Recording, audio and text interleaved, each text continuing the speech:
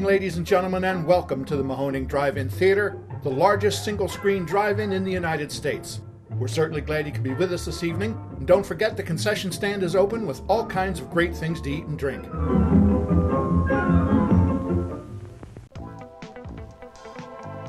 89.3 Mahoning Drive-In Radio, your old pal Virgil back once again for another exciting episode of the podcast. As you guys know, the only podcast dedicated to the love and revival of our beloved drive-in culture, joined as always by my co-host and general manager extraordinaire, Mark. Say hello, my friend. Hello. We are in full swing of the season, and the heat of the summer is officially upon us, and we're really excited to kick off this wave of events that we have, these fan events back to back seemingly, now that we are in our summer season. About to have some fun this weekend as a timestamp with Schlock-O-Rama 9, but being that we're kind of, I'd say 30% through the season, Mark said it would be a good time to do a little review. Go back, memories, share some stories, because, I mean, the interview series are all fantastic. People love them.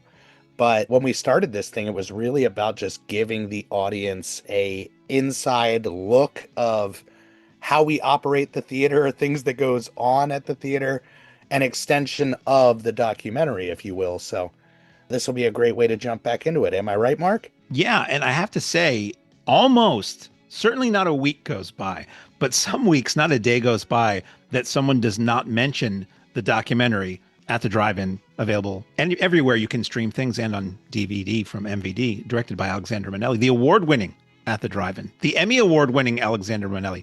It is amazing. Like, literally this morning, I woke up to a text from a friend saying somebody he knows just watched the documentary and thought it was incredible. So yeah, the whole idea of the podcast was an inside look into what it's like to run a 35 millimeter drive-in in the modern world. And, you know, we've spiced that up with the interviews and special programs too. But I know folks are interested in just what is it like for us to do what we do. And the answer last weekend and for the foreseeable future is hot. It's true.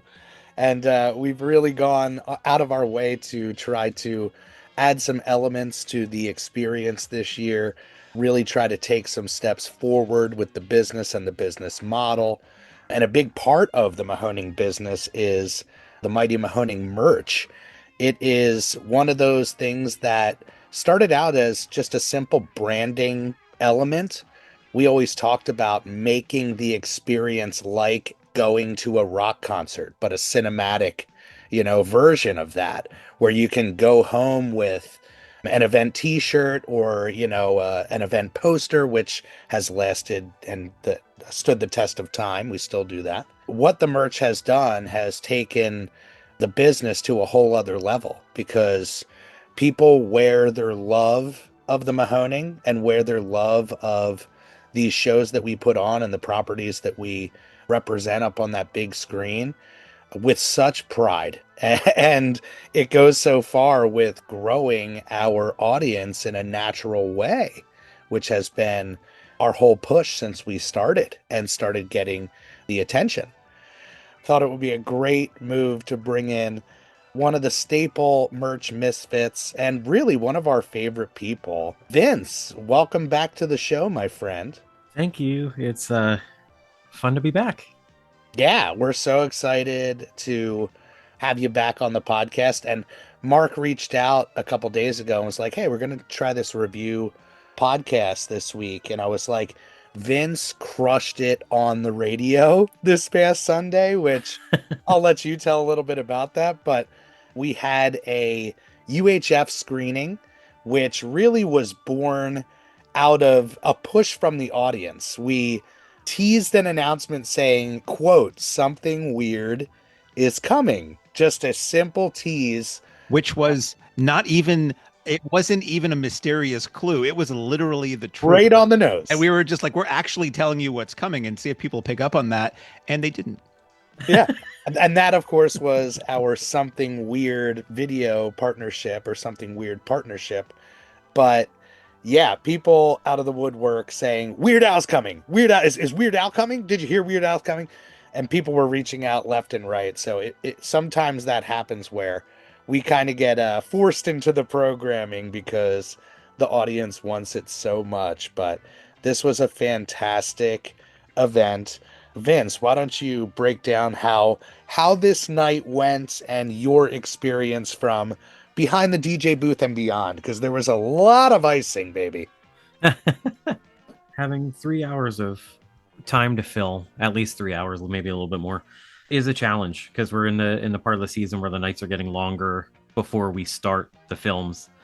So I had to figure out what direction I would go. I started building a playlist to see how much material I could come up with and leave room for announcements and other intermittent speaking.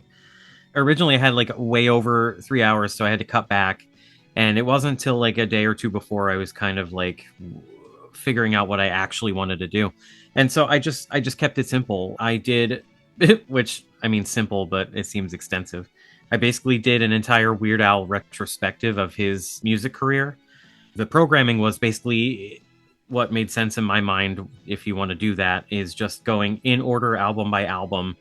And I put together medleys of each album of a few songs just to highlight and move up through the years and talk a little bit about them in between and leave room for announcements and different things that were going on that evening. So that was my process. And it was such a great move too, because it's exactly what the fans wanted, you know? Sometimes the DJ sets become a necessity. Like we jump in there, we can fill music and information, but the real touch is when it can be curated to the show and become a part of the whole experience, you know? And that certainly was the case with you. It was like a cherry on top for the night. I definitely love when either I go to events or I'm part of events, be it at Mahoning or through my own little business where things are curated or I can help curate things for it, because it just makes the experience all that more special, or just kind of it just brings you in more. Yeah. And you feel like it's bigger than just coming to watch a movie or whatever. You get a whole experience along with it. I mean, I heard from you guys all night, and then I was able to get out of the booth a little bit and walk around, that people were singing along to some of the songs and chatting about different things, and you could see people wearing clothes related to the movie. Oh, it was pure joy, yeah. A patron even made their own mini version of Wheel of Fish. Like, that was amazing. When I think Mark told me that, and then I had to run outside and go see it. Legendary. I mean, that's a perfect example of what the Mahoning fans are like. Parked behind the Wheel of Fish, which played just like it did in the film, minus actually having fish on the wheel. Chris Severn, who does our posters of Cracker Jack posters fame, he and his sons were there, and every time someone chose poorly in doing the Wheel of Fish, they yelled out, much like Getty Watanabe, "You're so stupid!" So you had that echoing across the lot for off and on for about 3 hours. At one point, there was a line of people waiting to play a Wheel of Fish. That's an example of our customers making the show better through their passion for whatever it is we're doing that night. And your DJ set tells everybody who comes out who's a Weird Al fan, who thinks, oh, not many people I know love Weird Al, I'm going to go see this Weird Al thing. No, I am surrounded by people who love Weird Al. This theater knows what they're doing. Same with Dave's slides. It really tells the customers that we love this stuff too. And, we're all here together to love this thing. We're not just throwing a movie up on a screen and hoping people buy some popcorn. Yeah, it's curated at every turn. That's what I feel like we have become so good at, is every department is able to fire on all cylinders, as we say. Even Mama Beth, Sundays we normally don't do specials, but she put together the Twinkie hot dog with the cheese whiz on the top. The Twinkie Wiener sandwich, yes. Sold out so fast. It was crazy. Like, those are the loving touches that this team brings to the party. It makes it this unforgettable experience if this is the thing that you love. We had several cosplayers. We had father and his son and daughter, who they're regulars, but love when an event can cross over like that, where you have a bunch of families coming out, and it was a very familial night without a doubt. There was a lot of cosplay the whole weekend. Like UHF, you would expect maybe a little bit of it, but like the 2 nights before, there was just people dressed up everywhere. Yeah, let's get into Batman. Many Faces of Batman was legendary. It was a situation where we knew it was going to be a well-attended event. We took the steps to get the 89 Batmobile with our friends from TV show Cars, but when we announced this event, all of a sudden all of these other elements started tacking on with the cosplayers. Perfect example. Eric from Mark. Do you know where Eric came in from? He said it took him about 5 hours to get there.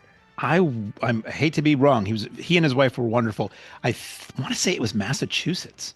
And he had the most legit 89 bat suit that you could imagine. It was so great. And he had the perfect chin. I was like, is that Michael Keaton over there? It was an elevating event and families galore. And one of those events where, people will go out of their way to come up and thank you for putting it on.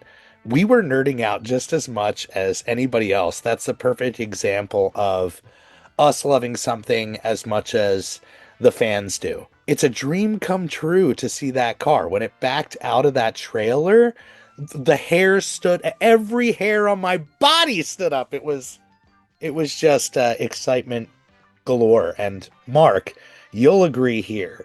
The prints. Oh my God. Every one of them. That Batman 1989 print, we believe, was an original. I saw that movie more than once when it came out. It looked exactly like it did on opening night. Oh, and, we know some prints fare better than others on our screen for whatever reason we don't know. But Batman 89 looked exactly like it would have in 89 on that screen. And The Dark Knight, which I was nervous about because a lot of more modern films, for whatever reason, my theory is that it's the dye density on the prints, but I don't know. Films are lit darker. Films that are dark at a drive-in just historically don't work as well. That Dark Knight print looked perfect. It looked exactly like it should have. Mask of the Phantasm was cool to see. Batman 66 was cool to. I mean, it was just a glorious weekend. We had additional cosplayers. We had Nick Horrorfan and his gang his going crew, around yes, as the Nicholson Joker, and they have these masks that like they're form fitting to your face and they move a little bit, so they don't quite look like makeup, but they don't quite look like a rubber mask. And they were walking around like the Joker and his goons with the little boombox playing Party Man or whatever it was they played in Batman 89, and people couldn't believe it. We had a dead accurate Batman 66 Penguin walking around with the umbrella and everything. Oh, he was so good. He stole the show that night. The second day, Nick and his guys had the Heath Ledger Joker and his gang, and they looked perfect. We had a guy going around that made like the staff's night, made the staff's weekend. We had a longtime customer go around giving people exact replicas of the Two-Face coin. Yeah, I got one of those. That's exciting. He gave me one, and Mark Pell saw it, and Mark Pell's a gigantic Batman fan, and he was just amazed that it existed. So when the customer gave it to me, and he said it was the last one he had, I gave it to Mark Pell because I knew it would mean a lot more to him, and he was just like over the moon. He was like a giggling little kid. And then later, he was like looking at the Batmobile from a distance, and I said, go up. And he's like, I don't know. He's like, I wonder what it looks like inside. I said, you need to go look. I said, when else are you going to get a chance to look inside the 89 Batmobile? So he went up and he came back and he was all smiles. It's just like we were all kids again those 2 days. And the customers were great. The vendors were super cool. Big Kid Store, Bree and Mike at Big Kid did a ton of stuff. And they had, a scavenger hunt and a raffle. And they had like tons of Batman and correct to the era merchandise, vintage merch for sale. They had a Mask of the Phantasm or Batman Animated Series board game there. Just really, really cool stuff. And then the Saunders brought us a giant VHS tape they had built, but they didn't tell us that they were doing it. A giant VHS tape that has lights inside and a whiteboard where the face label would be, so we can change that to sort of replace the old mini marquee that's sort of pretty much decayed out of existence, and a wooden Rico. And it's just like they just did it out of the kindness. And it's just amazing. They teased that on a Thursday, because Wes and Sarah are there pretty regularly. And they were like, hey, would it be okay if we worked on something for VHS Fest this year? And I'm like, yeah, like, what are you thinking? They're like, something kind of like roadside attraction style, but we would make sure that it's mobile, but it could also be left outside. And, as far as them putting this thing together, I think they said what, a 12 times size replica, perfect replica of a VHS tape, and the above and beyond with the ability to change out the label on the front or write in a message to the audience. Like, it's that love and care that people put into the experience, because for them it's just as much their home as it is ours. But Vince, any other standout memories from Batman weekend? I was there Saturday working, so I do remember Nick with the Joker and Goon squad that came by. I thought that was awesome. Just to see them casually. Yes, Hobbs End cosplay is his boys. So It was great. I was happy to be there on Saturday. I really wanted to see The Dark Knight. I haven't watched it in a while, and I do remember seeing it in theaters when it first came out and then watching it a lot once it came to video.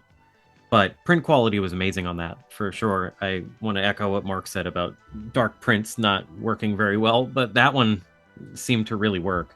Also, Andrew Kern, who does I always try to explain it in the way that people who follow us know. If you look at any of our Facebook event pages and we announce events, and if you go to Ticket Leap, that artwork for the event, that's always Andrew Kern, and he occasionally will do. He did the T-shirt for this event, which was amazing, featuring the bat symbol and all the different Batmen that are represented. But he also did this gigantic banner for a photo op that was full body, each of the Batmen from those movies, with like a bat signal, but the Mahoning logo in the sky, and people loved getting their photos taken in front of that. And I DJ'd a little. We sort of split the DJ duties. And on Saturday, I had to come on to do one of the most bizarre announcements I've ever had to do for a protocol announcement. I had to announce that someone had 2 ducks and 2 puppies in cages in their car. And it was a hot day. And someone was concerned that the windows might not be cracked enough for the 2 ducks that they had in their vehicle. And that ranks up there with the time that we had to get on the walkie-talkie and ask Dave to silence a baby that was screaming on the lot in terms of strange announcements. Constant adventures at the Mahoning. I had 2 more notes about UHF, though. Oh, yeah. This is like a not safe for work. So if you're listening to this with a family or the elderly and you're playing this in catechism class for something, I would just pause the next like 30 seconds.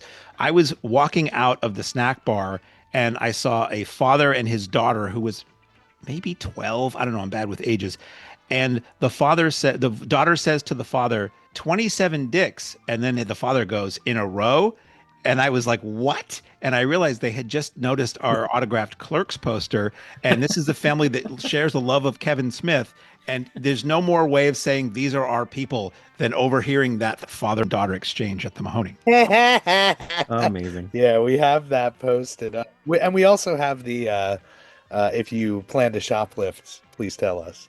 But yeah, 37 dicks in a row. You don't hear that every single day. And the last thing about the Al Night that we need to mention is that we had a video intro by Mr. Weird Al Yankovic himself. And that was video. He's not going to be there. There was a little confusion despite us having the word video everywhere and saying it's a special video introduction online. He's going to be there? He said he's going to be there. Video introduction. When's he going to be there? How much are autograph? Yeah. I can't believe you got him on video. And the way we got that was thanks to Matt at 1984 Publishing. He has created a book in the past, still available, that he donated in the past and again for a raffle called Black and White and Weird. And it was a collection of unseen Weird Al photos from like the 80s. And I had contacted him to see if he would be interested in donating one for our raffle for Sunday night for the UHF screening, but also to see if potentially he had any contact with the Weird Al management to see if maybe Weird Al might give us a video intro, which is really, shooting for the moon. And he gave me Weird Al's manager's email, Jay Levy, who had directed UHF. So I emailed Jay and I said, would you and or Al be interested? Because if we just got Jay, the director of the movies, a pretty cool get. We get that a lot. And Huge win. and Yeah. I heard nothing in response. And then I was running one of the Patreon virtual shows, which require a lot more of my attention while it's running than you'd think. And I saw on my phone a notification pop up that said, Al Yankovic at whatever.com sent you a video file. And I was like, there's no way. That's got to be Al's manager using like the official Weird Al organization email to send me a video of his introduction. And then I downloaded the file and I opened it, and there's Weird Al talking about us and doing a very funny introduction for us in which he says the name of our organization. So that was a big hit. That got a lot of laughs and cheers when he said the Mahoning Drive-In Theater, and that was wonderful. So thank you to Matt at 1984 Publishing and to Jay and to Mr. Yankovic for that. Absolutely. A dream come true, and one of those things, again, the perfect touch to the evening. You never know what you're going to see on the lot. You never know who you're going to see on the screen. Now, the weekend before that, we had a jam-packed one. Whenever we don't have a connecting Friday and Saturday, it really means we're doing 4 standalone events, and that was the case the weekend before that with Fight Club for our Thursday, our super secret Kung Fu Spectacular, which was amazing, and Grease 2. And what did we have on that? Oh, yeah, it was Father's Day, Bonnie and Clyde. All incredible screenings. I would say the highlight for me, having Grady and Chris come to be at the Kung Fu event and their picks. I think as far as a kickoff and trying to do right by the Kung Fu fans, it was just such a smash. It's a genre that we love and never does that well for us. I always say Kung Fu and spaghetti westerns are 2 genres that we love, and every once in a while we try them and they never do well, and then we have to sort of let them rest for a few years. This was the first Kung Fu event that really felt like it was a success. It wasn't a gigantic crowd, but it was enthusiastic. It was a lot of people we hadn't seen before, which is always good for the business, and it had a great vibe. I DJ'd, which people may or may not have been pleased with. I had DJ'd the last time Chris and Grady came out for Enter the Dragon, and I tried to work in as many versions of Kung Fu fighting as I could into the DJ set at that show, and I think it was 12, which became a stuff of minor legend. So when I was told, I think like on the way down or the day before, you asked or you told me that nobody was DJing, and I took up the challenge. I tried to see if I could find even more versions without repeating them. So I had a 3-hour DJ set, and I believe I played 16 versions of Kung Fu fighting throughout. There was at least one song between each of those. And I heard scuttlebutt that some people were less than thrilled with that. But it's not like I played the same. I wasn't Carl Douglas 16 times over 3 hours. Every one of them was a little bit different. And I personally think it's a very catchy song. Here's behind the scenes stuff. So we are hooked up with a collector of 35 millimeter Kung Fu prints who has a really cool collection. And we picked those up from him. If you're a Patreon member, you know this. I met him at the John Bon Jovi Service Center in the wilds of New Jersey off the Turnpike, because that was an equidistant between him and me and the theater to pick up the prints.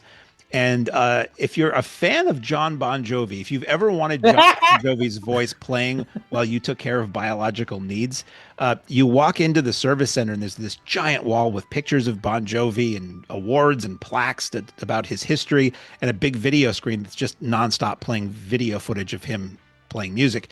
And then when you walk into the men's room, which I had to do at the time, the audio volume does not drop. Like, it's just everywhere. So you walk into the men's room and you know, you're going down in a blaze of glory. And let me just tell you that. So, so that was just kind of surreal, doing this weird, like, drug deal handoff of 35 millimeter Kung Fu prints in a John Bon Jovi Service Center parking lot.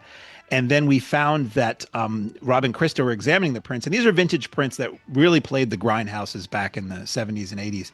And one of the prints was just not runnable in the condition it was in. It was just going to require way too much work, and our projectors, they said, would have probably shredded it. So at the last minute, we had to try to find a different print to run, and the print owner suggested something to us, and we really didn't have any time. It was like, okay, yeah, great. And then you had to go. Did you visit the John Bon Jovi Service Center? You know, I did visit the service center, but I didn't visit the John of the John Bon Jovi Service Center.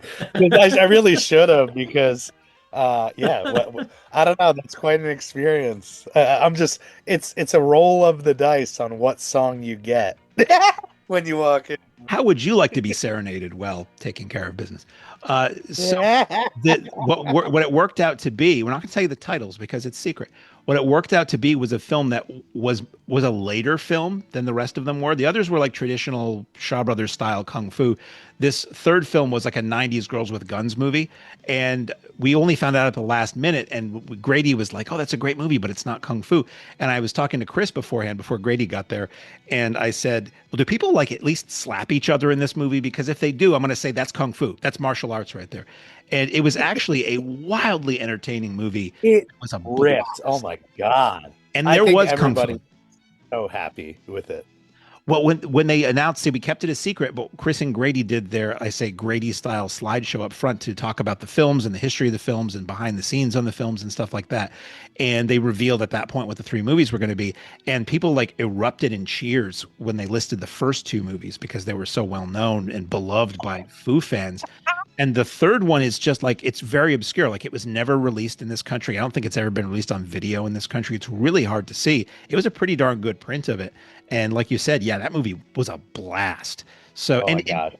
in retrospect, showing three traditional martial arts films in a row, they can kind of blur together after a while. So having that third one be a little different stylistically, I thought worked really well.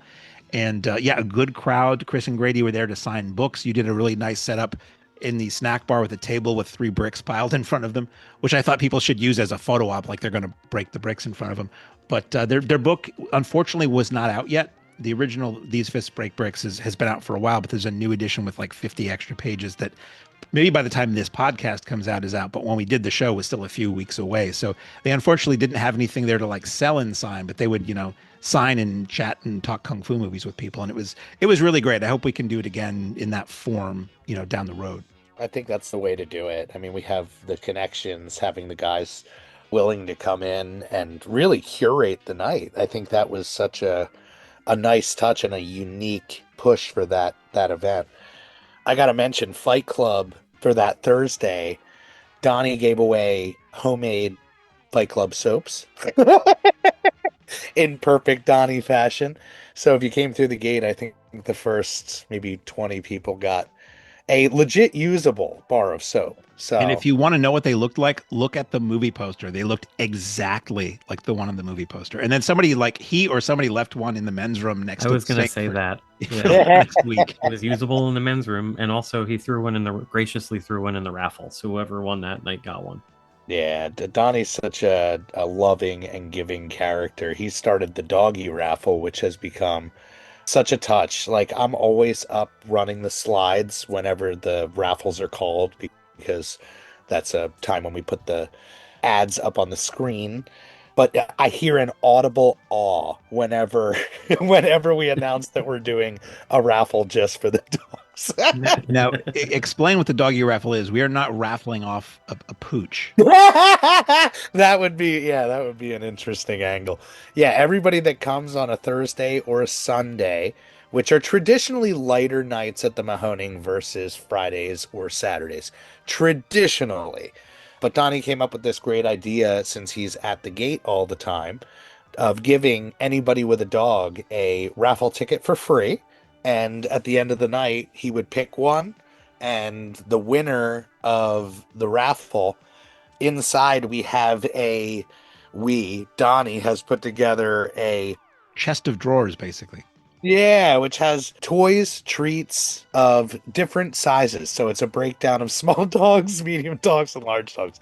Perfect, again, example of his character. And I gotta say, like, talking about the memories of this year, like, the VHS wall has become just a huge hit. Having Creature Beach involved in the operation really has brought a record store to the Mahoning lobby. And now that Donnie has taken it upon himself to curate the sealed VHS, yes, you can buy sealed VHS at the Mahoning. It's like Suncoast Video. Yeah, it's surreal. I really love that element of just leaning into it so hard that it's like, all right, yeah, this is so us. I've definitely picked up a few things from there so far. Oh god. It's so amazing. I see things on, I mean, I was always somebody who haunted the video racks from as early as I ever saw them. And to see tapes I remember seeing when I was a kid and first had a VCR sealed again on the wall is pretty amazing. I'm such a snob when it comes to VHS. I mean, after all these years, it becomes like, being a vinyl collector for so long. You feel like, oh, I've seen I've dug through so many, I've seen everything. But it's like some of these tapes that he's pulling out, it's like, man, this is really choice, high quality stuff. And once we get to VHS Fest, forget it. I think somebody's just going to buy that wall out. It's going to be a start from scratch situation. Yeah. Now, that weekend we ran Grease and Grease 2. Yes. And I always kind of poo-poo Grease because it's just a movie that is what every Grease and American Graffiti, what every drive-in shows when they want to The show it. Anointed 2, you could even say it's in. Well, not Grease. Yeah, those two are. Grease 2 isn't. And that was like the Mahoning move, was to play Grease 2, although there wasn't a print.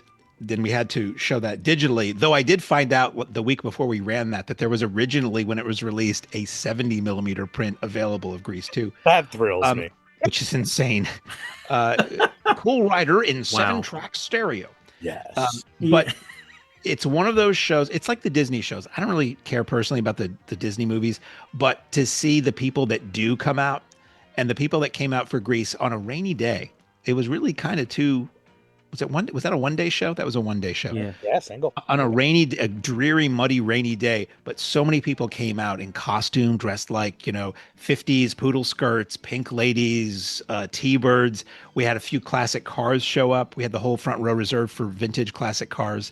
We had Tyler there from Tyler Workman Auto and his family selling more of his custom retrofitted drive-in speakers, and I think he sold out of those again, like he always does. Wow. And just the vendors were cool. The vibe was great.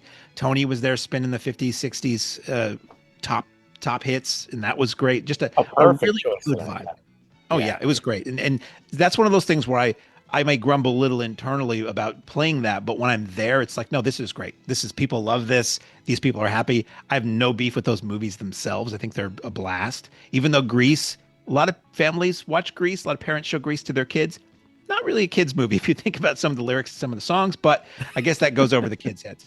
And Krista and Rob did a great touch where they played during our intermission reel the dancing hot dog intermission that is used at the drive-in scene in Grease. So that was a nice touch. So again, like you say, just like every member of the staff adding a little something to the show to really show fans that, yeah, this show is for you.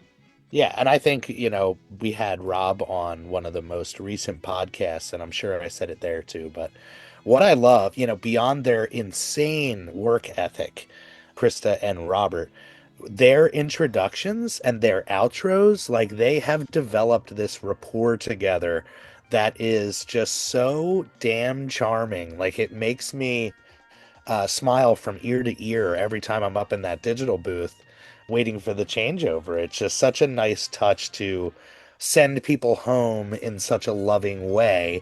It's been a roller coaster with projection this year, with getting prints on time, getting different prints. They actually sent us the sing-along version of Grease, which we had to send back, about that. And they sent us the right one. But when you talk about the curation at the Mahoning, like you can look at that weekend. It's truly a cake and eat it too scenario. We started out with like 90s, top of the line gem.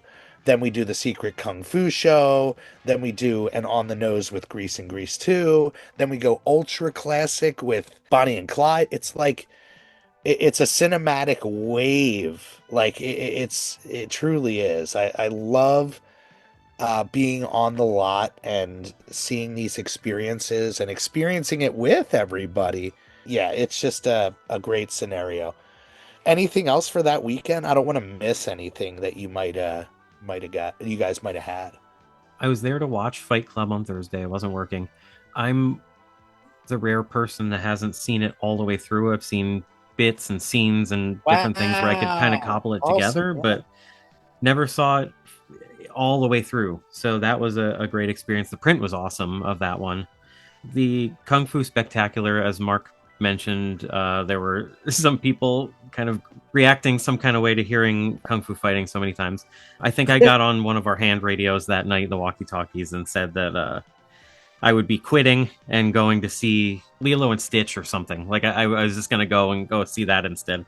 Just I could only take some. I went through, I think, all the stages of grief in one night hearing that song so many times.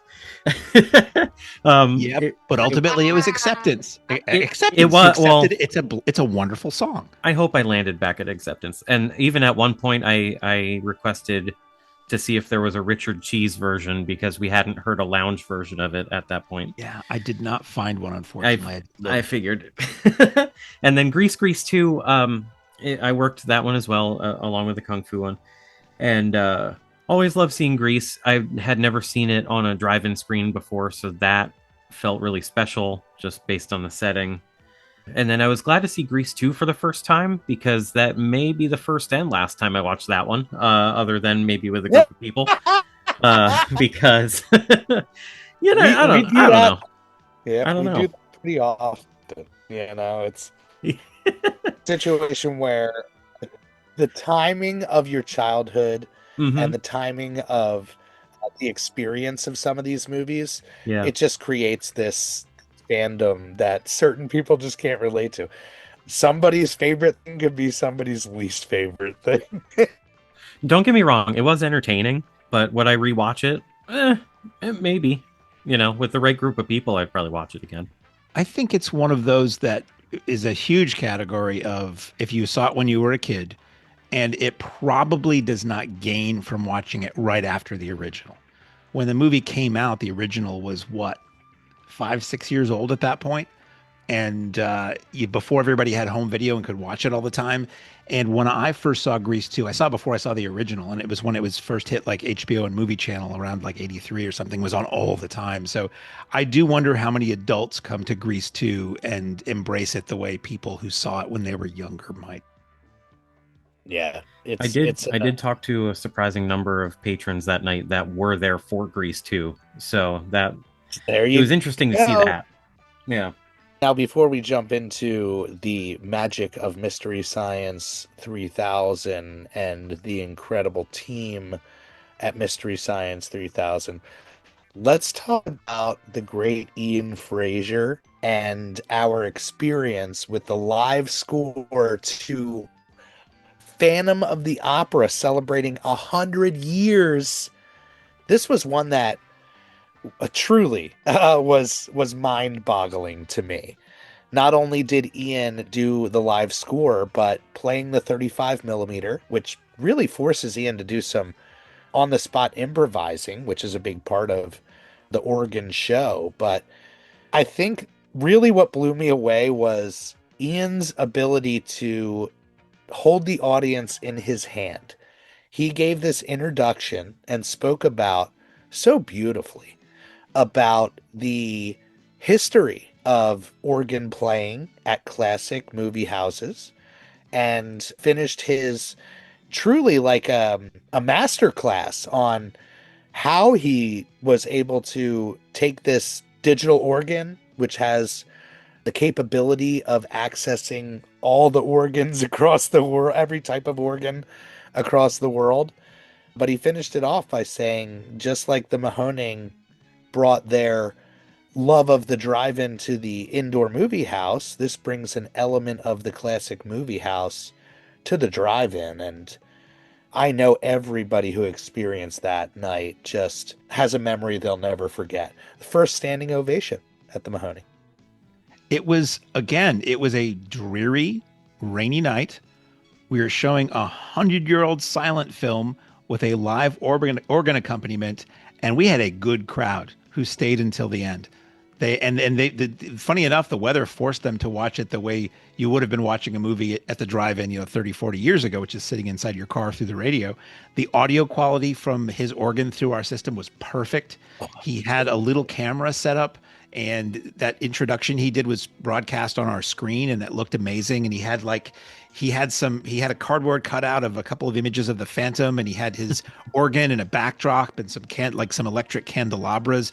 And when you say, digital organ, it looks like a real theater organ, Yeah, small organ. it's a real organ, but I guess digitally it's plugged to a computer. So like he's able to Right. access this catalog of different sounds, which is wild.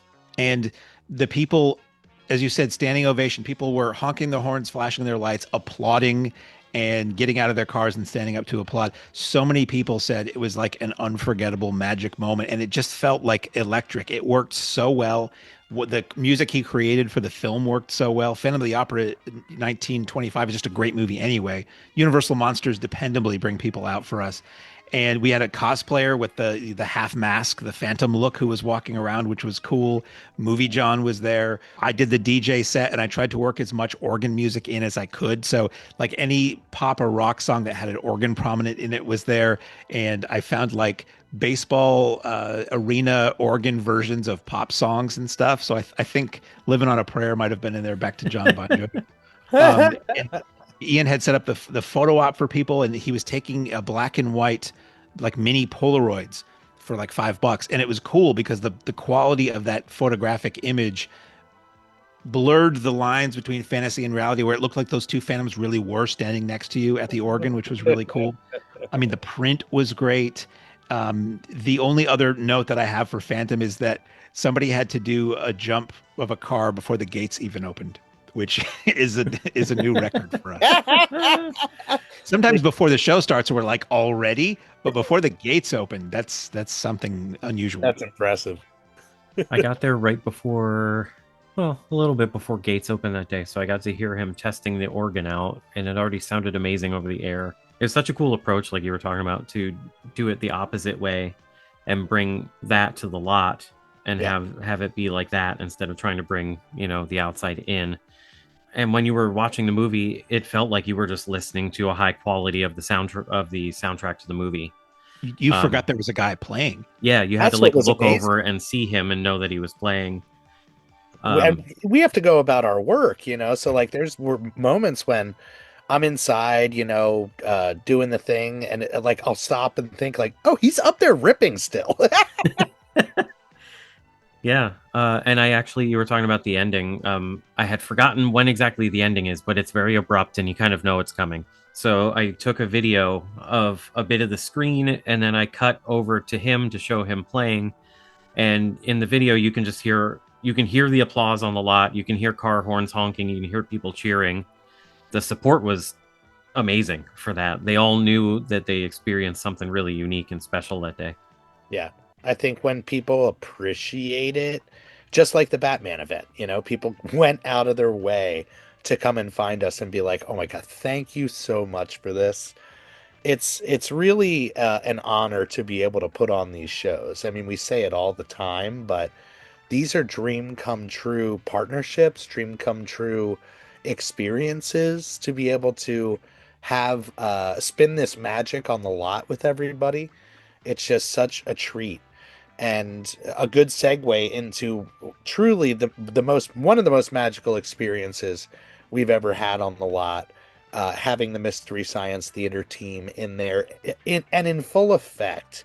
Jonah Ray, I said it on the podcast, has been a hero of mine, has lived in my ears for many years with the Nerdist podcast and then Jonah Radio, and then landing the job of hosting the new launch of Mystery Science Theater.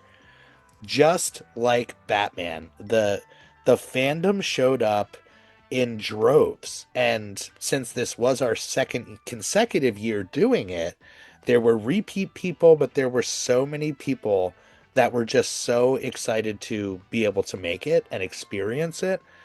You get a personal Q&A for people who were VIPs. They got a personal Q&A with Joel and Jonah, and they talk about guys who can hold an audience in their hands. The photo ops went amazingly.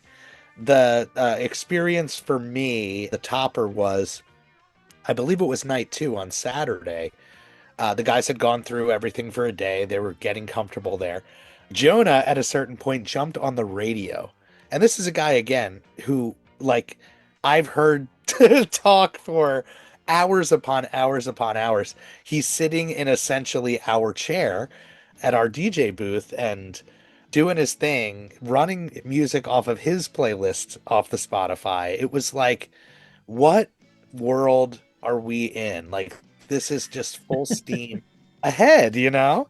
I remember laughing in merch that day because I heard him get on the radio and announce himself, and it's like that's the that doesn't often happen. Has that ever happened before? I No. guessed each. You know what? We had Yuki, if you remember, Yuki and Johnny Brennan.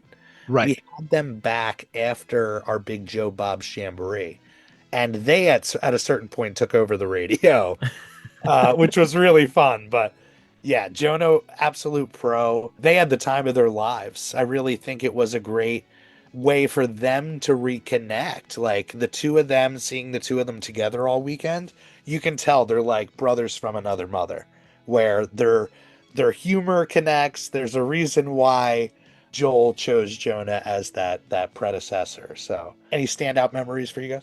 Oh my God, I have a list. Jonah. So I was told that there exists on Facebook a Mystery Science Theater fan singles meetup group.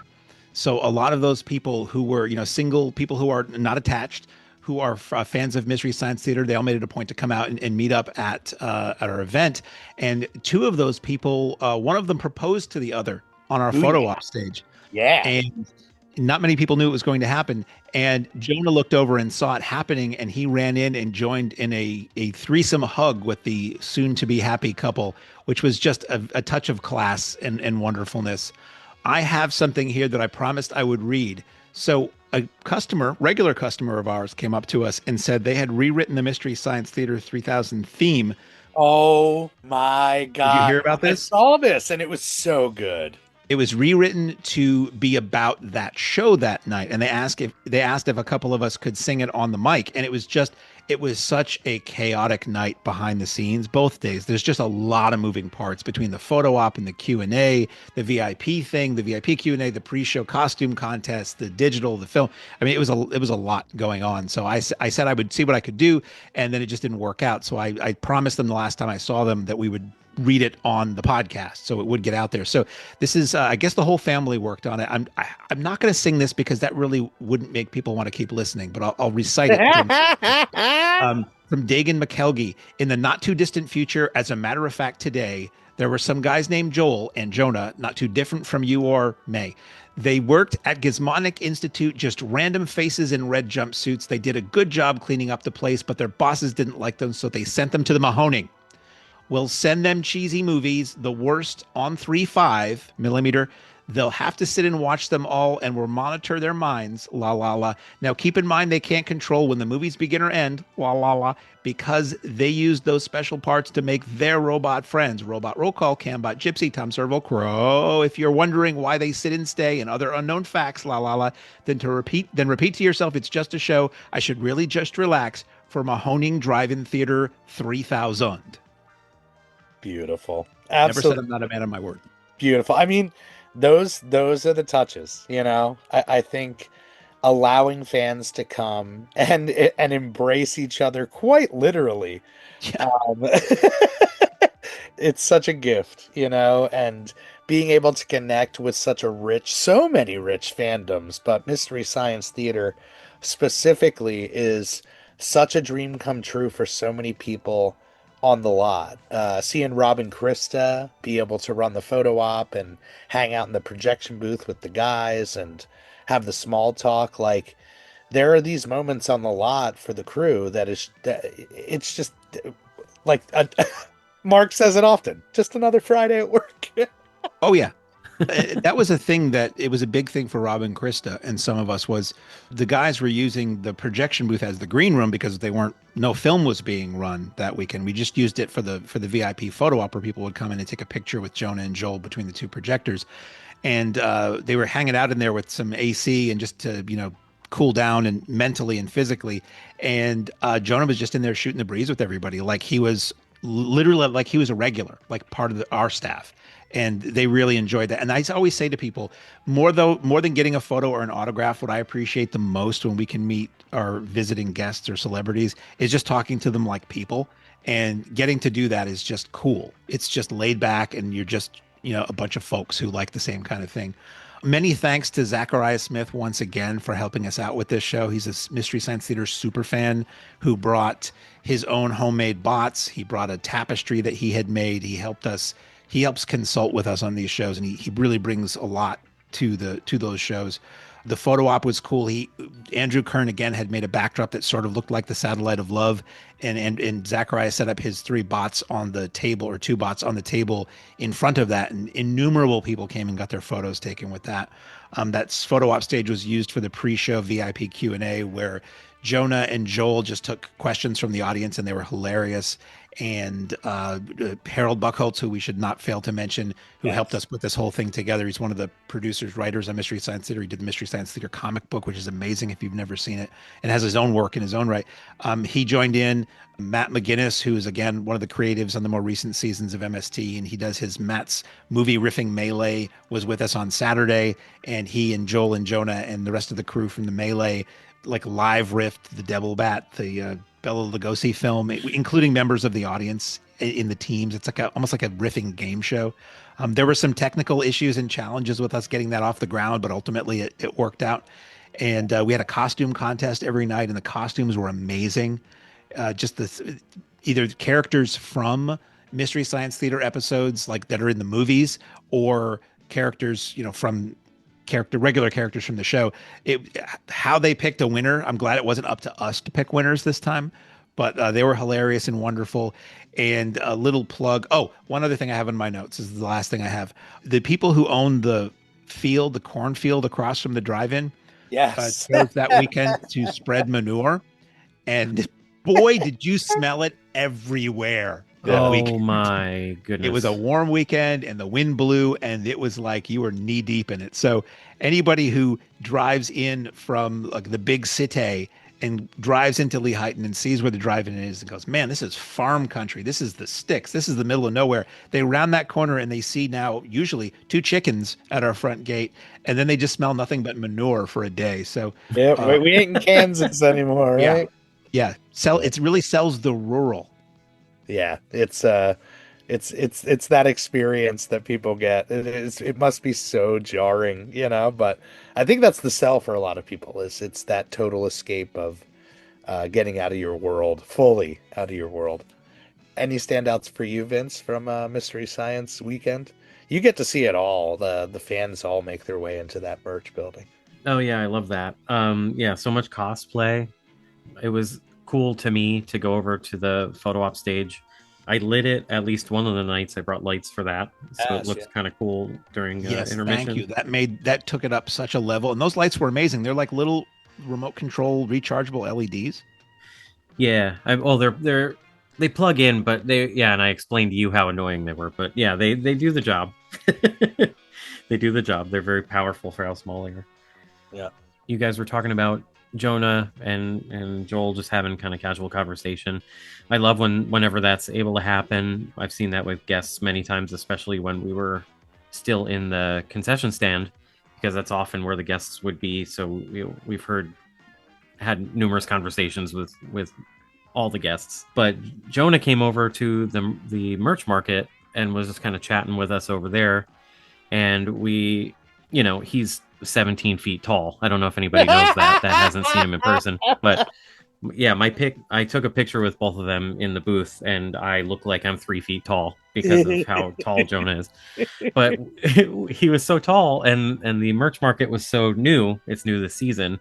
We said, hey, can you step up here for us real quick? And he stepped up under the awning of the merch market, and he just barely fits. Wow. So tall, but not that tall, I guess. Something we didn't think about, those 7 foot tall monsters. Yeah, exactly. And he told us about how when he grew up, he had to get used to ducking through every doorway that he ever went through. So it's like, oh, well, we all have challenges, and you never think about the tall people. You think about That's right. You think about people like me who are short most of their life. So it was cool to relate. Goes both ways. Yep. The weekend before that, we had our King Keanu event. Weekend before that was Zombie Fest. Keanu was a fantastic event, and seeing Point Break and Speed up on that big screen, which were real challenges to get. They're not studio prints. They didn't come from the studio. They were acquired from private collectors, two different private collectors. And I love whenever we can do that because we know, wow, this is truly once in a lifetime, you know. Sandy, of course, was on Cloud 9, Keanu weekend. That t-shirt was amazing. Keanu's face with the cocked crown. A lot of good memories from that one. Anything stand out from Keanu before we jump into Zombie Fest?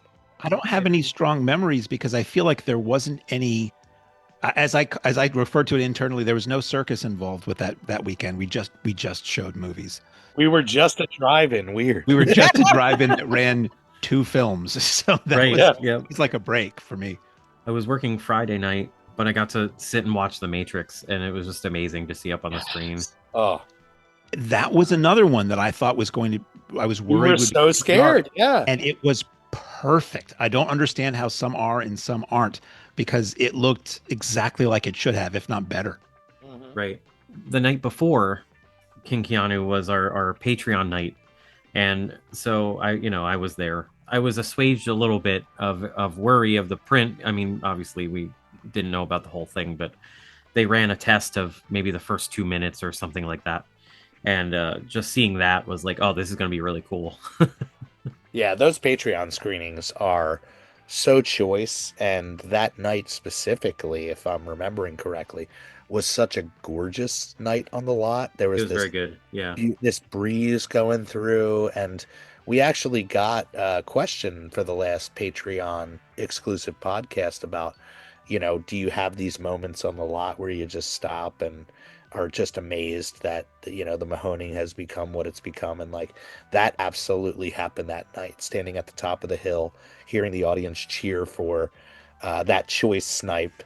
It's magic, fills the heart up. And to tell you what a runaway train this season always is, I have 100% zero recollection of what movie played at that Patreon show. Oh, And I picked it. I have no Yep. idea. Found I know about exactly, right. and I won't say. Yeah. Is there a clue? Do you have a clue to remind me of what it was? It was a third in a franchise. Yes. If Yes. And we kept trying to tease people and give them hints, and I got so many guesses. I had no idea. Everyone was wrong. Nobody could have guessed. I had no idea. Such a gem coming out of the archive. And I use gem very loosely. It's a print that we own and that normally, and that's kind of part of the deal with the Patreon shows. It's a print of a film that normally would never be screened. It's a film that I don't know how and when or why we would screen it, but it was a lot of fun. Like it was way better than I thought it would be or remembered it being. And it was just a bubblegum goofy drive-in movie, and that's what I kind of shoot for those Patreon shows. I feel like if we could pepper that in somewhere in the future, people would love it. Oh God! Not being the focal point, but if you put it in someplace, just as an additional. I think it's hard because naturally my brain goes to fan event, but I don't know beyond the first one that we're to. I don't know how big a fandom there is. It's a shame that reboot had 0 legs. Nothing. So yeah, Zombie Fest. Let's talk about it. Exhumed Films back for the first time of the year, bringing out Tom Matthews, who was an absolute treat. We just are so lucky with these like-minded guests that are so giving to their fans, and people were so excited to meet Tom.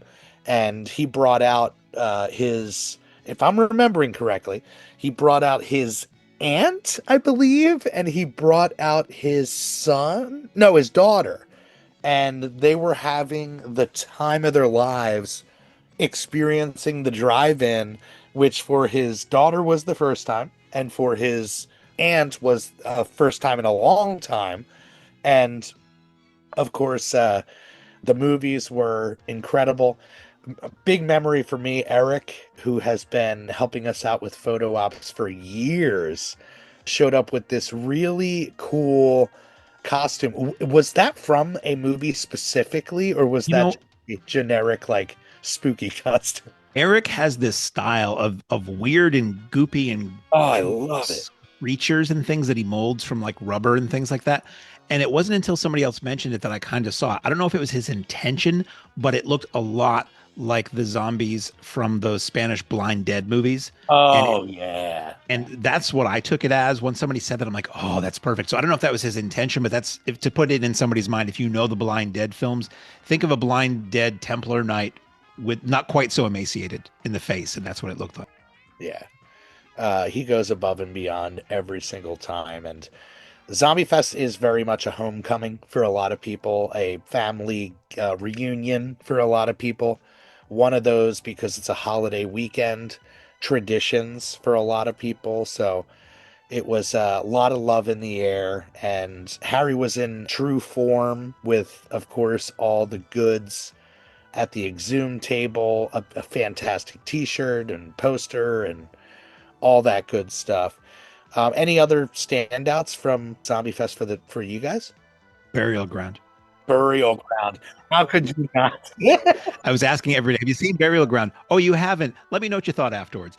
So I ran into Clark and his mother were there, young Clark and his mother, Dawn. And I said to them, I said, find me during intermission after Burial Ground. I want to know what you thought. They were the most uncomfortable attempts to try to get out their feelings after they saw it. They're like, Dawn was like, yeah, it was great. Some parts I could have done without. And Clark was like, yeah, some of it was a little, if you've never seen Burial Ground, you've been warned, but it is a wonderfully entertaining film. Yeah. Fantastic choice by Harry. How about you, Vince? Anything pop from the Zombie Fest wave? I think this was one of the ones where I was like working and then I turned in early because I think I was there multiple days. And then I spent a lot of time, maybe even in the concession stand while the films were playing, just because of that's just kind of how the night went. But I caught bits and pieces of the movies. I really enjoyed a lot of it. Again, some I was confused by, but no, it was really, really entertaining because I haven't seen a handful of these. So like it was really interesting. Well, what was more interesting was being in the concession stand. And I remember that specifically because we have speakers in the concession stand, right? So once you walk off the lot in there, you can still kind of hear what's going on screen, and just hearing random things that were happening. Munching of flesh. Yeah, you're like, what could possibly be going on right now? And and then you poke your head out and you're like, oh, zombies. So it's never a dull moment no matter where you are in the lot. Yeah, it's true. And one of those events that really is, again, like a well-oiled machine. We've been doing Zombie Fest for 11 years now. And I said it, like that Saturday lineup, I really think was true form, Exhumed, bringing that Italian horror gold. Mark, do you have that triple in your noggin? No, it was was it City of the Living Dead? It was the zombie movie where it opens with a plane landing and all these zombies jumping out with machine guns. It was that film. It was Burial Ground and Night of the and Zombies. Hell of the Living Dead. That was one of the famous or infamous Patreon screenings where the print we had was what we call our Grindhouse prints. That was a collection Jeff bought years ago. They were pretty beat up, but had made the rounds at local drive-ins and theaters back in the 70s and 80s.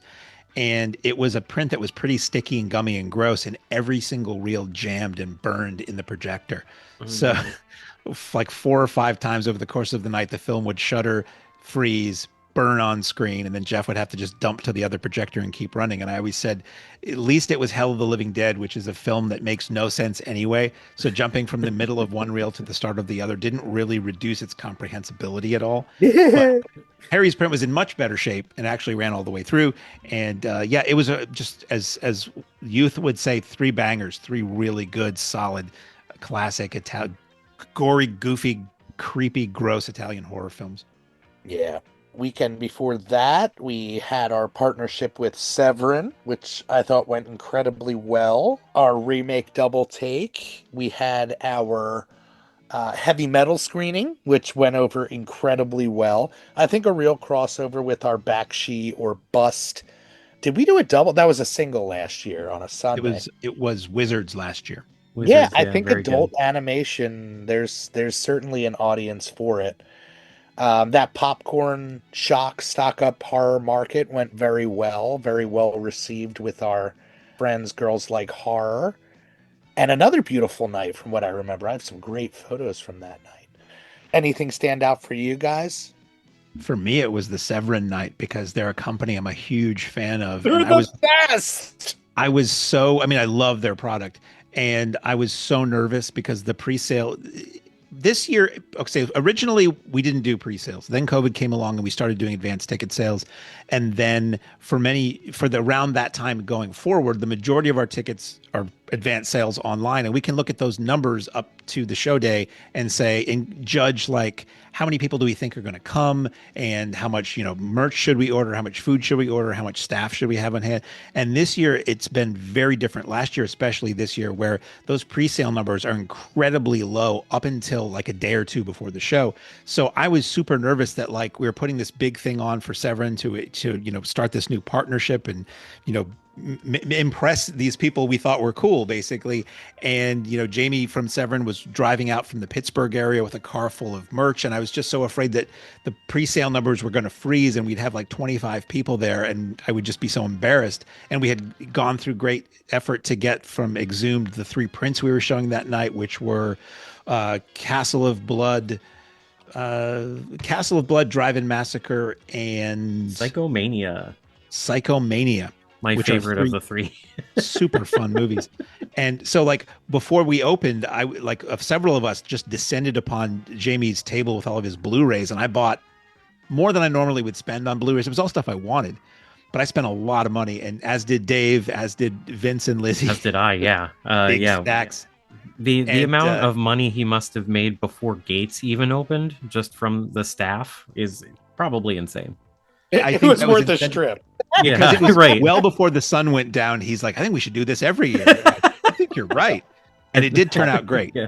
It turned out to be a good sized crowd for what it was and for what the weather was. And he did really well. And we're talking about bringing him back again at some point this year and certainly doing this again in the future. So that was one of the shows I was most nervous about. It's like that and the Something Weird show because they're like first time partnerships and they're people I really like and I want it to be worth their while. So the Severin show was great though. Those movies were badass. They were, in some cases, Harry said those were the prints that were used to make those Blu-rays were the ones that we screened. So it was a really good night. I think it solidified a new friendship going forward. Totally. And all 3 of those prints came from Exhumed. Thank you, Harry. I wanted to jump in here before I forgot. So that Grease night, I think best dressed on the lot because we had a ton of great costumes, retro costumes. William Sebastian's dog Gizmo. Did you guys get it? I got a leather jacket. Photos. Oh my god, he was rocking the it. Greaser Giz, like stealing my freaking heart. That was also the show that Tyler brought the Johnny 5 mailbox, which is worth talking about. That exploded on the social media naturally. I remember years ago seeing a picture that somebody had made a mailbox that looked like Johnny 5. And the last time the mailman came by, Jeff is his name, he delivers me stacks of mail that he just holds for us out of the goodness of his heart. And he goes, I can't hold the mail. We need to either get you a P.O. box or get you a legit mailbox. And I was like, give me 2 weeks. So I reached out to Tyler. I'm like, yo, is this doable? Do you have enough stuff laying around that you can weld together? And this thing he put together, oh my God, it's so perfect. The chest, it acts as the mailbox. So the mailman can roll up and give Johnny 5 quite literal input. And it's placed at the turnaround. So whenever somebody makes that turn around the pole to get into line, there's Johnny 5 there to greet you. So great little addition. I just had remembered that those 2 bits. That's the thing. I was talking to Vince before we started recording. It's like every weekend there isn't a night we're open where there isn't some kind of funny thing that happens or memorable thing that happens. And unless you like have a great memory, or I've started writing this stuff down because it's it's every night. So after, months to go by, it's like the new memories are kind of pushing out the old ones. So it's nice that we can have a couple of us here to try to remember these things. And as we go, yeah, little things pop into your head because it is, again, there's no such thing as a boring night for the staff at the drive-in. Sometimes we would wish for that, but it just never happens. And the Gizmo dog in the little leather jacket that was walking around like a little they told me that originally they had bought a Mad Max costume for Gizmo that came with a little helmet and mirrored sunglasses. Oh, yes. But we Wow. haven't done another Mad Max show, so they just used the jacket. So if and when we do another Mad Max show, you can expect a little Mad Max That's hug awesome. on the lot. I love it so much. That Mummy screening I thought went really well, except for, which I'm sure Mark's going to talk about. For years, people have been asking us to play the 99 Mummy with Brendan Fraser.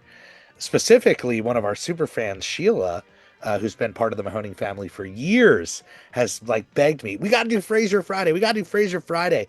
She literally came in from Texas. Fog rolled in for her.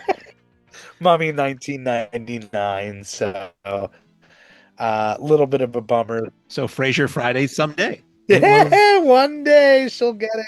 And if you One don't know day. Sheila, you might know her work. She's a graphic designer. And if you've seen the menu boards inside the Mahoning snack bar, the one for like chicken that's an image of the birds, or the one that looks like the Back to the Future Yes. DeLorean dashboard, those were all her creations. And we've updated them since she originally did them, but her artwork is still there and they're brilliant. Any standouts for you, Vince?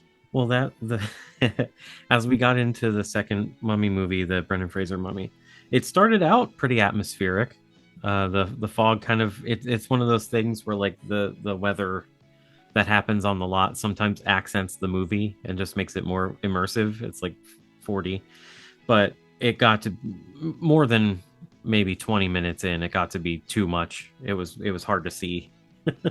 And the first film provided its own challenge.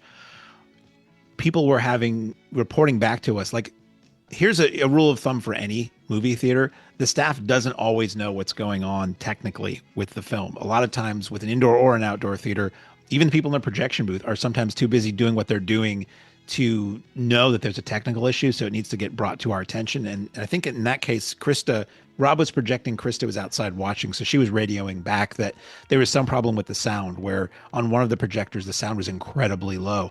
So we had recently in the off season upgraded our sound system, our sound rack, our sound processors, the DJ booth, all kinds of things like that. So we were trying to do our best without ruining anything to tweak that. So we had Zach in there and myself and Rob, and we were radioing back and forth to Dave and people on the lot to see if what we were doing was fixing the sound. And we were turning it up about as loud as it could go. But the fear is that suddenly if the sound came back, it would just blow things out. We were messaging, FaceTiming back and forth with Bob Weir, who's our technician, was off site that night. And it was just this weird thing. And what we kind of came down to was that we thought it was something with the type of soundtrack that was on that 30s Mummy print. I mean, it was a new print. It wasn't from the 30s, but the type of that soundtrack, the sound reader in one of our projectors was having a hard time reading. So that was one of those things where we had a problem once before with Frankenstein, where our sound processor crapped out on one of the projectors and we had to run digital, like in the middle of the film, go to digital. And that's when Jeff was still with us. And he happened to have a spare circuit board in his desk drawer for the sound processor. And we swapped that out while the film was running so that by the next film we were up and running again. And it was fine forevermore. But it was one of those things where behind the scenes we were sweating and trying to do everything we could to give people the best presentation. And sometimes when you're dealing with equipment that is older than all of us who work there, very old equipment and equipment of different vintages, it's sometimes something goes wrong and you really kind of have to try on the fly. We generally have digital backups of everything we're going to show. We don't want to run those, but like in the case of that Frankenstein, if a projector goes down or they both go down or something happens, we can always punt and go to that, and people still get what they paid for in terms of the on-screen content. But that was the only note I had. Was it was a little crazy. It was only that print, and we've had no other problems like that for the rest of the season. And as far as the sound reader just not understanding the soundtrack that's on a film, but something for us to keep an eye out for when we do Universal Monster Mash at the end of the year. Probably a good place to put a pin in it, although I will say, I don't know if we talked about it on the last review podcast, but that screening of Almost Famous was like religious. That print was gorgeous. Being able to have my old guitarist Rich Penical come out and play some cover songs, it was really a fantastic night, and another night where the weather was just stunning. So thank you guys both for such an amazing season thus far. And of course, the entire Mahoning family who makes the magic happen every single weekend, Thursday through Sunday, April through Halloween. If I can jump in and cut you off and put in a little plug for our Patreon that we have. If you don't know and this ties into what we've been talking about. If you don't know what the Patreon is, it's a monthly subscription, or I guess you can do it annually, and you can gift it to people now too. And it's a subscription service where you pay monthly $4.99, $9.99, or $19.99, or whatever the annual fee is. I think if you do annual, you can save a little bit. It gives you exclusive content you can't see anywhere else. And I try to capture as much as possible what goes on at the theater, these fleeting moments that normally you'd never get to re-experience, like video intros or intros that guests do from the projection booth or the DJ sets or the costume contests or the Q&As or whatever. I amass as much of that as I can, and that all winds up going on the Patreon over time, not usually immediately, but eventually it all shows up there. So their DJ set where Jonah hopped on for a while, it has been recorded, and that will be on Patreon eventually. The Mystery Science Theater pre-show Q&As that were for VIPs, those will go on Patreon. The costume contests, those will go on Patreon. So a lot of that stuff we don't record. If somebody's doing a performance, we don't do that because you have to be there for that. So we didn't record Ian's performance. If we have bands and stuff, we might record a song for posterity or something, but we that's their property to perform. But if you're interested in any of this stuff, and it goes back now years, like if you are interested in seeing the Q&A with Travis Walton talking about his alien abduction experiences with Fire in the Sky, that's there somewhere. If you want to see that Weird Al intro, that's on there. So that's just a little something I wanted to point out, where if you think, oh man, I really would like to see that, there actually is a way to see that. We had hosted initially when we first started with Patreon. If you hosted video, you had to do it through Vimeo and then like embed that on Patreon. We recently ditched our Vimeo account, so I'll be re-uploading all the stuff that was originally on Vimeo to Patreon again, so it'll all still be viewable. But even without that first year or so of video, there's really an incredible amount of audio and video that you can only get on the Patreon there if you're interested in such matters. Yeah, and honestly, if you're listening to this, chances are you are. Anything else from you, Vince? I mean, I can speak on the Patreon as well. I was a member before I even started working here, and I still am. As a person who loves film and loves the drive-in, there's a lot of perks that come with it, and I really enjoy it. As someone who just takes it in, I don't help make the Patreon happen, really. So the Patreon screenings are awesome. The digital ones as well as the in-person ones. The in-person ones are during the season. Digital ones happen during the season and outside of the season as a way to kind of be together apart. And if you like these screenings that we've been having that are mysteries, like the Kung Fu Triple, where you don't know the titles beforehand before you get there, that's a lot of times what Patreon screenings are like. And those are a lot of fun because you really never quite know what you're going to see. And it's always exciting. I try to put little clues in sometimes, like in the DJ sets. Like the DJ set for the Patreon show that as we record this is tomorrow is heavily fortified with clues. But we just did a really fun one for this month that has passed. And we ran the AGFA 1971 Zodiac Killer movie. That was the first film made about the Zodiac Killer while the killings were still happening. And we had our friend, again, Chris Pajali, who has this long-running blog called Temple of Schlock, and I think it was a zine before that, co-wrote These Fists Break Bricks with Grady Hendrix. And he came on because he had done extensive interviews with the director of this Zodiac Killer movie. And he came on to tell the stories of how the movie got made and how the film was made with the idea that it would be used to catch the Zodiac Killer, and how they had a display in the lobby of the San Francisco theater that was literally set up to catch the killer. Just insane stories. So as often as we can, I like to try to get a guest on who's either related to a film or who can speak about the film and just make it a fun movie club for weirdos, basically. Yeah. And I'd be remiss not to mention that this coming Sunday, at least from when we're recording this, Vince is about to strap up into the Audrey 2 costume once again. Why don't you give a little plug and give a little background on how that all happened? Sure. So back in the late 2010s, I was doing community theater in Lehigh Valley. I was working with a company called Star the Day Event Productions. They're still going strong. We did a production of Little Shop of Horrors. For that production, when you do Little Shop of Horrors, you have a couple choices. You can look online there's like a certain marketplace related to like the rights company where you would get the musical from, to rent some puppets and that are already prefabricated, and you can kind of do that if you want. I've had experience with that. It is not fun because a lot of the ones you get are too heavy. They're huge. They're not built to be mobile. Knowing that, we opted to construct our own. So we had two guys, Ben Ruth and Daniel Moyer. They constructed all the Audrey 2s for the show. There were 4 main puppets, and then they made a bunch of miniatures that people could hold at the end of the show.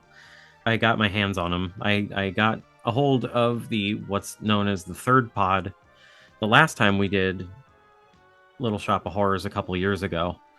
And so that one is the same one that you'll be seeing. And it's a pretty large puppet. I will be inside of it, puppeteering it for a few periods of time that will let Not you guys kill know. you. It was a note going forward from the last time I did it, because once I set up in there the last time, I just stayed in it till showtime.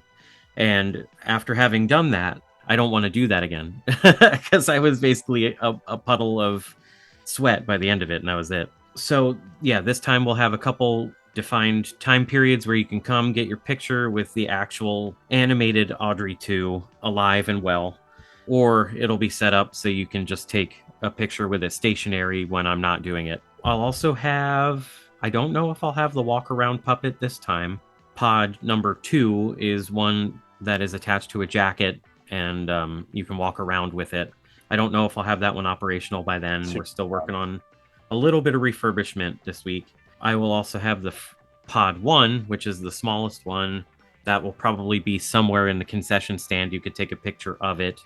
And I'll have some of those stationary small pods that we had at the end of the show around, probably in the merch market, in the concession stand, maybe in the projection booth. You can look around and see them.